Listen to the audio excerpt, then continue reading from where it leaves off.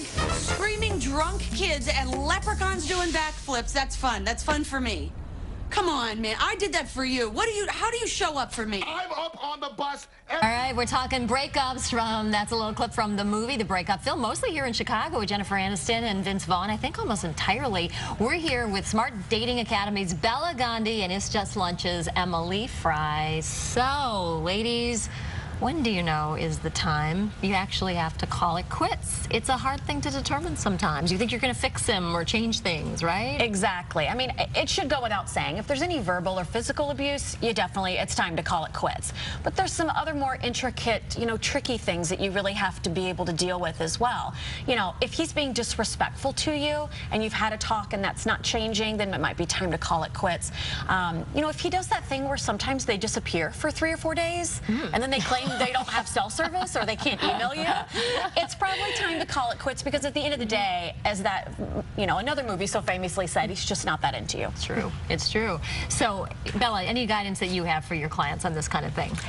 If you start to find yourself attracted to other people and ready to act on those urges, it's definitely time to end your relationship. Okay. What about if you're having the same fights over and over? Can you reach some kind of a conclusion? Because a lot of times I hear people say, we fight about the same thing all the time. You can agree to disagree if it's something small, and if you find yourself, just being critical and nagging about little issues. But if they're big deal issues about values, the way you want to live your life, how you want to parent your children, then those might unfortunately be deal breakers that you can't get around. And guess what? Excuse me, but if you're fighting about who's cleaning the house, just hire a housekeeper and be done with the argument, and let's talk about things, like Bella said, that are real.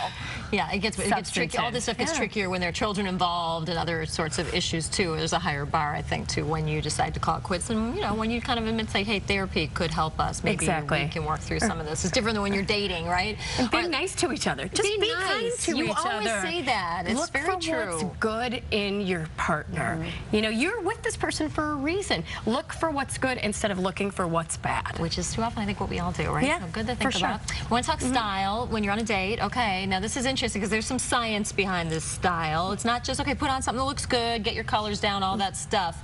But you say, Bella, there's actually something you need to accentuate as a woman to attract a man. Yes, it will instantly improve your attractability to men. Highlight your waist. Give yourself an hourglass shape. Men are instinctively attracted to it. It symbolizes youth. It symbolizes good reproductivity. You can see and it's easy to create a waist. People tell me all the time, I don't have a waist. Yes, you do.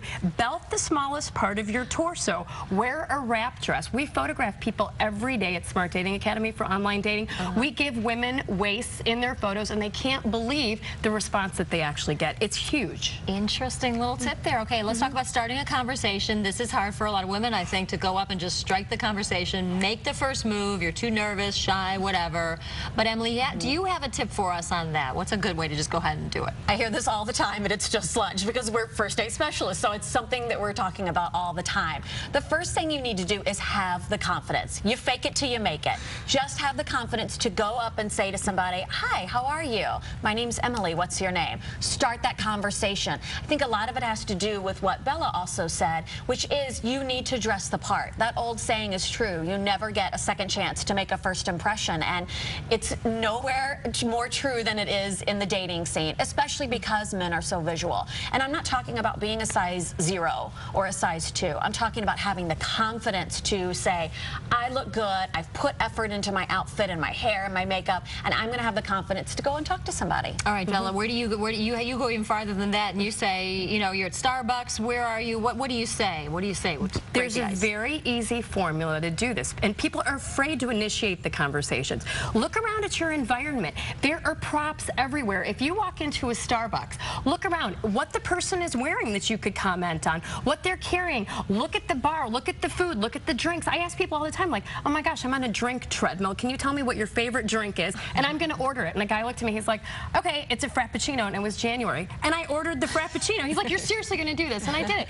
And we had a conversation. It's easy. Use your environment as props to make natural, appropriate conversation that works. Guys do it all the time, right? I mean, steal some of their lines, maybe, Some guys do. Some guys. Some guys should. Don't steal all their lines. That's probably not a good idea.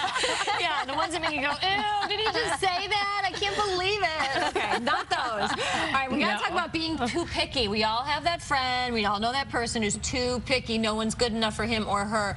Brooklyn girls, it turns out, were voted the pickiest. Chicago came somewhere in the middle. Good to have high standards, right, Emily? But when do you know you're too picky? You know you're too picky when you're not dating. That's pretty much it. That's when you know you're too picky. And you know, I deal with this so much, too. What I tell my clients is it's okay to have standards.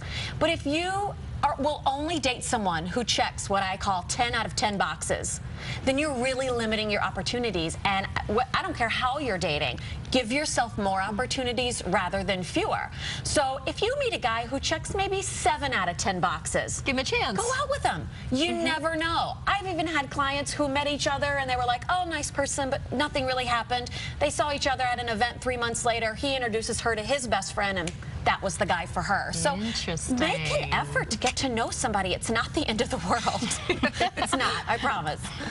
All right, guys, that's good advice. Thank you. We're going to absorb some of that. Emily Fry, Bella Gonda, always good tips for us on the dating relationship world. Coming up here, Good Day Chicago, some ideas for fall travel.